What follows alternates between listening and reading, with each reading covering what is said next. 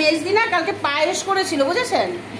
হ্যাঁ, মানে পায়েসটা অনেকটা বাড়াবে বলে না, দুধ যা ছিল তার থেকে বেশি চাল দিয়ে দিয়েছে, মানে অনেকটা খাবে আর কি।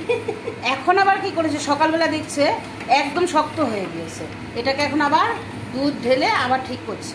মানে আপনারা খাবেন? আর এই পায়েসটা না ও পারলে একাই খাবে, মানে পায়েস করলে কাউকে সাধে না, চাটনি করলে কাউকে সাধে না, ভুলে যায়, মানে একা খাওয়ার জন্য। এখন পায়েস দিয়ে মুড়ি দিয়ে খাবে। আর মিঠু যতই রান্না করুক, মিঠু রান্না করে কিন্তু আমার হাত লাগাতে হবে, নুন দেখতে হবে, মাছটা দেখো কি হয়েছে, আমাকে হাতে খুন্তি আমাকে ধরিয়ে দেবে।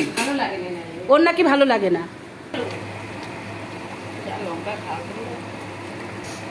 এই যে মাছের ঝোল, এই মাছটার মধ্যে কি কি মাছ আছে জানেন? 4 রকম মাছ আছে, একসাথে রান্না করলাম।